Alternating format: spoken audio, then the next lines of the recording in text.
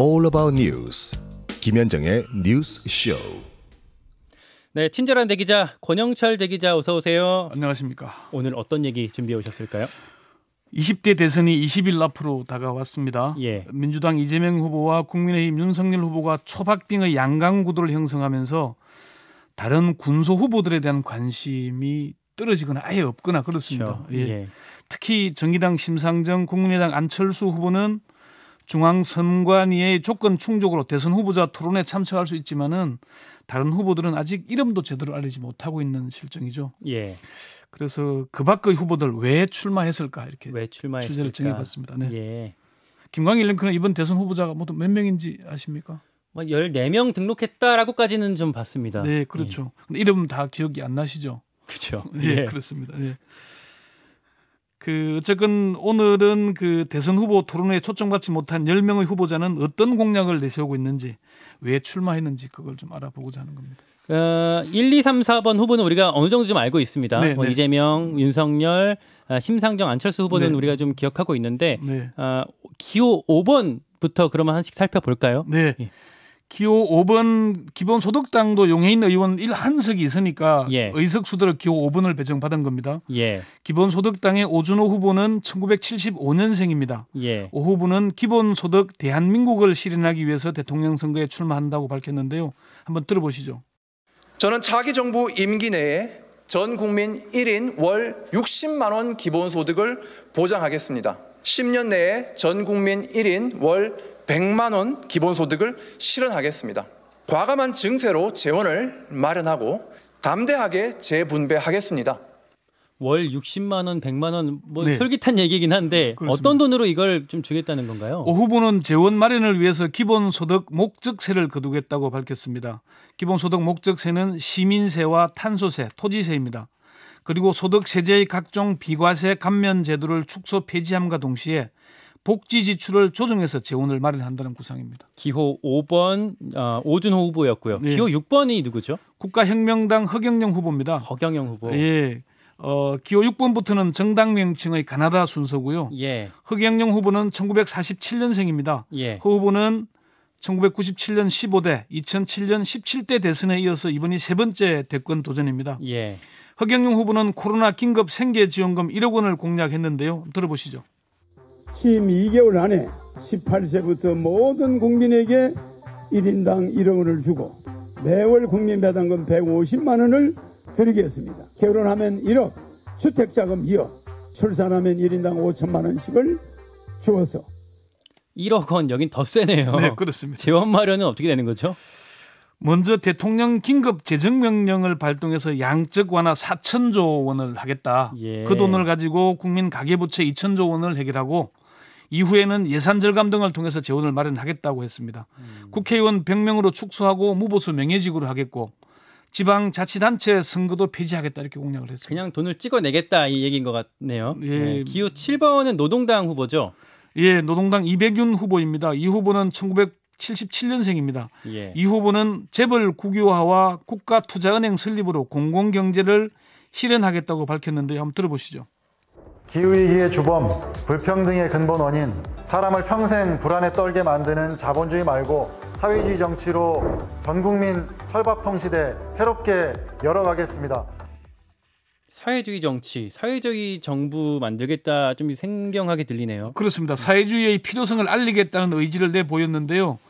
GDP 대비 국가 예산을 50%까지 끌어올려 그러면 그만 1,000조쯤 됩니다. 예.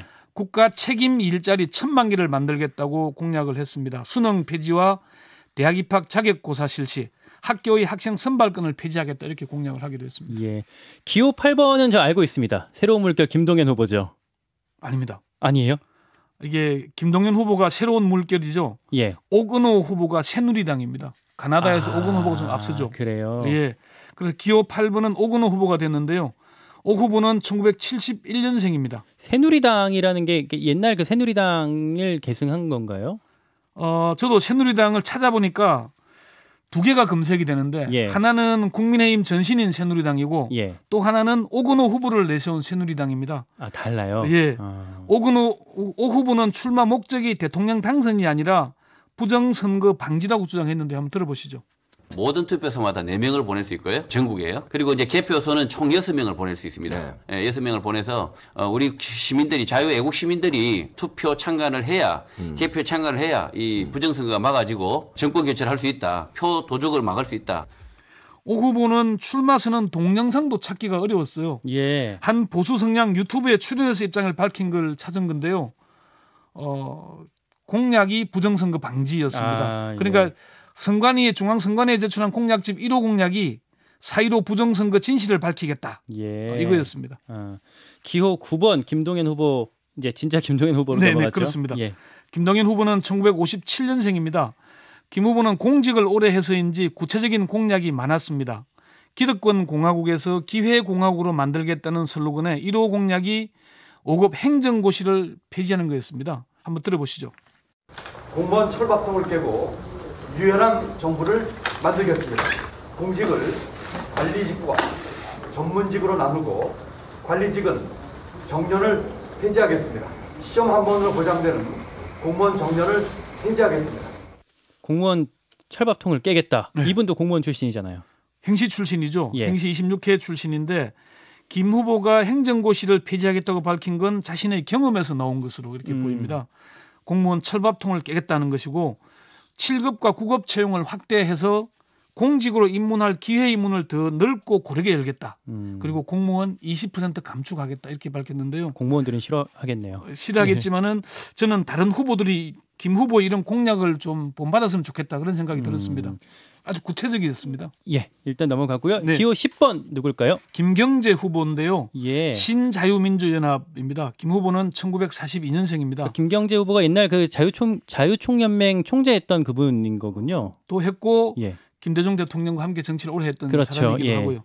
김 후보는 한미일 군사동맹 강화와 일본과 함께 핵무기를 개발하겠다는 공약을 내세웠는데 잠시 들어보시죠. 김경재는 이승만의 외교를, 박정희의 경제를, 김대중의 정치를 사랑합니다. 대한민국은 이승만의 외교적 해안이, 박정희의 경제적 결단이, 김대중의 정치적 포용이 절박합니다. 예. 기호 11번은 누굴까요?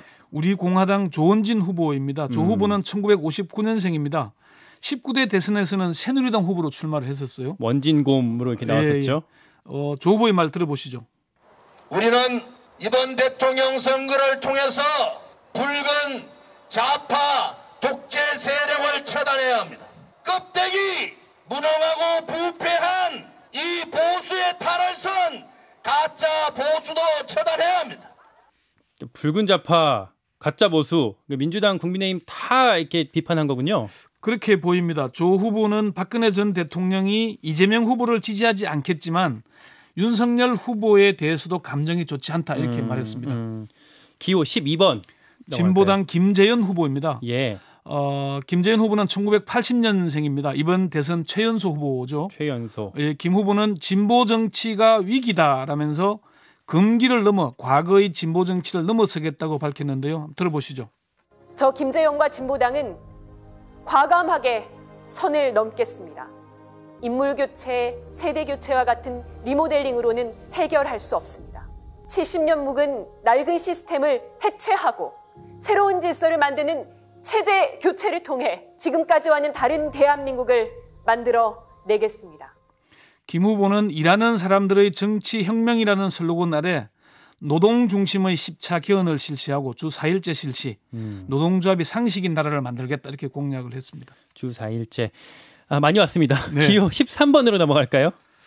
기호 13번은 통일한국당 이경희 후보입니다. 예. 1974년생입니다. 이 후보는 19대 대선에서는 한국국민당 후보로 출마를 했는데요. 이 후보의 말 들어보시죠. 우리 통일한국당은 대한민국 5,200만 국민을 위해서 2,800만 북한 주민을 위해서 재외동포 750만을 위해서 전체 한미적 송원 9천만 개개인의 더 확장된 자유와 더 확장된 인권, 더 확장된 복지를 위해서 정진해 나가겠습니다. 이 후보는 공약집에서 부동산 규제를 혁파해 모든 국민을 부자로 만들어드리겠다. 또 남북 정상회담을 정례화해서 매주 화요일 오전 10시에 회담을 하겠다고 공약을 했습니다. 이게 후보 등록할 때 선관위에 후보 등록을 할 때 이제 재산 병역 이런 것들을 다 공개하게 돼 있잖아요. 그렇습니다. 제가 그때 봤던 기억이 이 이경희 후보 그 재산이 엄청났던 걸로 기억하거든요. 그렇습니다. 보유한 아파트가 165채고요. 165채요. 아파트가. 오피스텔이 37채, 예. 다세대 주택 31채, 상가주택 23채 등등 전국 곳곳에 부동산을 소유하고 있습니다. 신고한 재산이 1,500억쯤 되는데요. 예. 대출이 한 1,000억 있는데 그걸 제외하면 2,500억이 넘는 2,500억. 예. 부동산 부자 부럽습니다. 예. 마지막으로 네. 기호 14번으로 넘어갈까요? 네. 한류연합당 김민찬 후보입니다. 김 후보는 1958년생입니다. 19대 대선에서는 무소속으로 출마했습니다. 김 후보의 말 들어보시죠. 저는 2007년부터 한반도 프로젝트를 구상하고 국민들에게 알리는 일을 계속해 왔습니다. 한반도 프로젝트는 저의 대표 공약으로서 한반도 비무장지대 DMZ에 전 세계가 참여하는 세계 문화예술 도시를 건립하고자 하는 것입니다. 김 후보는 한반도 프로젝트는 국제적인 합의를 도출해서 남북이 함께 경제성장 발전을 이룰 수 있는 프로젝트라면서 남북이 함께할 때 한반도의 지정학적인 이점을 극대화할 수 있는 정책으로서 세계 문화 중심국으로 도약하게 될 것이다 이렇게 밝히기도 했습니다. 한반도 프로젝트 네. 뭐 통일로 가자 뭐 이런 얘기인 것 같기도 한데요. 네, 그렇습니다. 네.